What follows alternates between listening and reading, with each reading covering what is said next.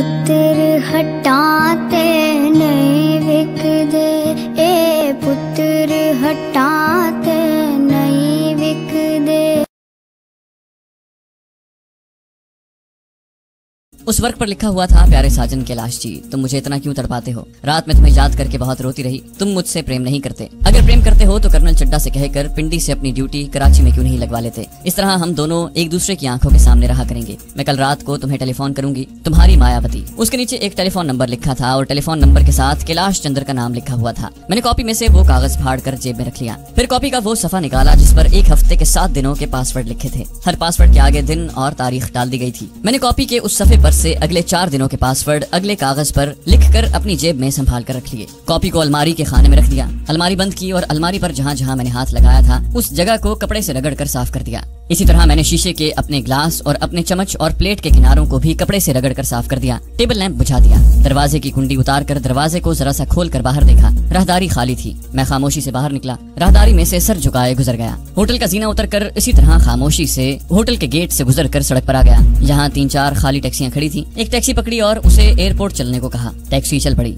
जो काम मुझे करना था वो खुश उसलूबी से हो गया था। एयरपोर्ट पर कुछ इंतजार करना पड़ा। उसके बाद रात 12 बजे वाली फ्लाइट पकड़ी और इस्लामाबाद पहुंच गया। जहां अब मुझे एक और भारतीय जासूस या तखरीबकार कैलाश चंद्र से निपटना था। मायावती ने डायरी में उसका यही नाम लिखा था। डायरी का ये वर्क मैंने फाड़ कर अपने पास रख लिया। उस पर कैलाश चंद्र का टेलीफोन नंबर भी लिखा हुआ था। मेरे पास इन भारतीय तखरीबकारों के टोले के 7 दिन के 7 पासवर्ड मौजूद थे जो मैंने मायावती की डायरी से नोट किए थे। और पासवर्ड से मुझे बड़ी आसानी से कैलाश चंद्र का एतमाद हासिल हो सकता था, क्योंकि ये पासवर्ड इन तखरीबकारों के सिवा किसी दूसरे को मालूम नहीं थे। मेरे पास अब इतने पैसे बाकी नहीं रहे थे कि मैं किसी आला दर्जे के होटल में कमरा लेता। आला दर्जे के होटल को मैं इसलिए तरजीह दिया करता था कि मैं इन होटलों में एक बारोब किस्म का आदमी लगता था और अगर वहाँ पर खुफिया पुलिस का आदमी मौजूद भी हो तो भी वो आसानी से हाथ नहीं डाल सकता था, जबकि दरमियाने दर्जे के होटलों में खुफिया पुलिस जरा से शक पर फौरन हिरासत में ले लेती है। एयरपोर्ट से मैंने टैक्सी पकड़ी और रावलपिंडी सदर में आ गया। सदर में एक अंग्रेजों के जमाने का होटल हुआ करता था। इस होटल में जदीद होटलों वाली सहूलतें तो नहीं थी, मगर पुराने होटलों वाला एक खास किस्म का मिजाज और फजा जरूर कायम थी।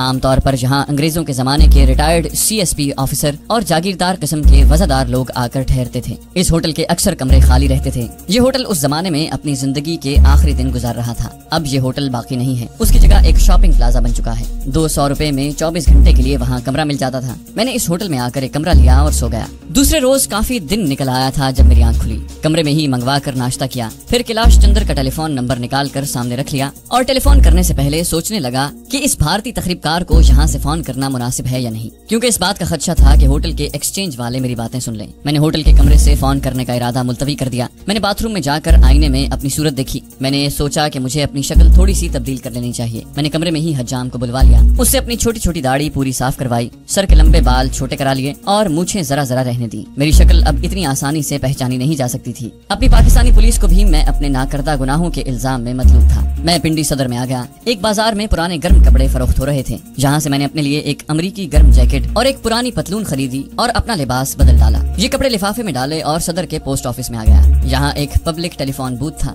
मैंने वहाँ से कैलाश चंद्र का नंबर डायल किया। दूसरी तरफ घंटी बजने लगी। घंटी कुछ देर बजती रही। फिर किसी ने रिसीवर उठाकर कहा, हेलो। ये किसी औरत की आवाज थी। मैं बराह रास्त कैलाश चंद्र का नाम नहीं लेना चाहता था, क्योंकि हो सकता है कि ये शख्स किसी मुसलमान के नाम से यहाँ रह रहा हो। मैंने औरत को नंबर बताया और पूछा, ये आप ही का नंबर है बेगम साहिबा? औरत ने कहा, हाँ जी, ये हमारा ही नंबर है, मगर घर पर इस वक्त कोई नहीं है। ये नौकरानी मालूम होती थी। उसने मेरा मसला हल कर दिया था। मैंने पूछा, साहब किस वक्त आएंगे? मैं उनका भाई बोल रहा हूँ। औरत बोली, अच्छा जी, साहब अपने दफ्तर गए हुए हैं, वहाँ फोन कर लें। मैंने उसे फोन नंबर पूछा तो उसने मुझे फोन नंबर भी कहीं से देख कर बता दिया। मैंने उससे उस शख्स के दफ्तर का एड्रेस भी लिखवा लिया और फोन बंद कर दिया। ये दफ्तर सदर में ही एक जगह पर वाक़ था। मैं पूछता पूछता उस सड़क पर पहुंच गया जहाँ कैलाश चंद्र का दफ्तर था।